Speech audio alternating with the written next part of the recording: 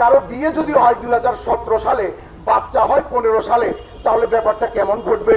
যে আমরা আল্লাহর কথা বলি, শান্তির কথা বলি, তাহলে এই বিশৃঙ্খলা কেন এবং এই বিভক্তি কেন? আমরা উভয় পক্ষে তো একই, আল্লাহর দিকে যাচ্ছি, শান্তির কথাই বলছি। আমি একদম জাস্ট সংক্ষেপে বলবো, তা না হলে এটা বিস্তারিত না বললে আপনারা আসলে অতটা এটা অনুধাবন করতে পারবেন না। তবুও সংক্ষেপে বলি, 3টা কারণে বিভক্তি হচ্ছে।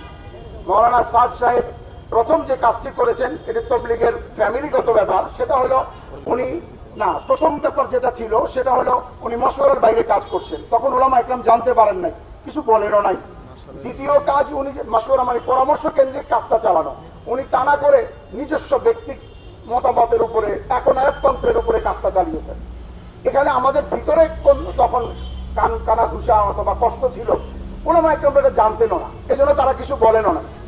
দ্বিতীয় কাজটি উনি যে করেছেন, সে কাজটি করেছেন যে উনি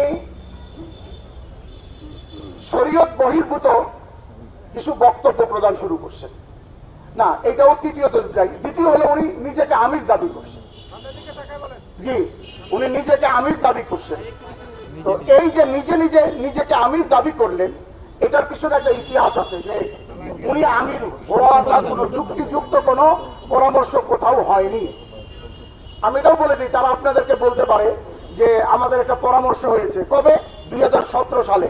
কিন্তু আমরা আপনাদেরকে বলতে চাই, আপনারা আপনাদের মোবাইলে দেখে নেবেন, ইউটিউবে, উনি 2015 সালে দাবি করেছেন আমি আমির হুঁ, আমি আমির। না মানে তো যাও জাহান্নাম। আচ্ছা, আপনারাই বলেন তো, কারো বিয়ে যদি হয় 2017 সালে, বাচ্চা হয় 15 সালে, তাহলে ব্যাপারটা কেমন ঘটবে? আমরা বলতে চাই ব্যাপারটি তেমনি ঘটলো যে সাদ সাহেবের ইমারতের বিবাহ হলো 17 সালে, অর্থাৎ এটার পরামর্শ হলো 17 সালে, কিন্তু বাচ্চা হয়ে গেছে 15 সালে, কারণ 15 সালে উনি দাবি করছেন উনি আমি। আচ্ছা, এই 2টা ব্যাপার যখন হলো, তখন আমাদের ভিতরে কানাঘুষা চলছে, কিন্তু ওলামা একরাম কিছু বলেননি।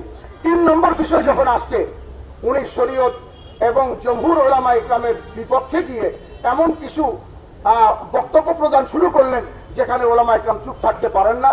যার বক্তব্যের 1টা 2টা 3টা 5টা 10টা 15টা 20টা 40টা 50টা 60 70 80টা নয়, শতাধিক বক্তব্য এ পর্যন্ত হয়ে গেছে।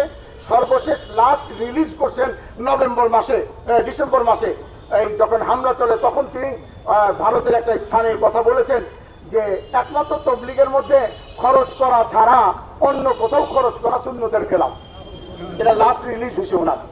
এই 3টা বক্তব্যের কারণে ওলামা একরাম বলছেন যদি ওনার এই বিরোধিতা করা না হয়, তাহলে আমরা আল্লাহ পাকের আদালতে আমরা দোষী সাব্যস্ত হব।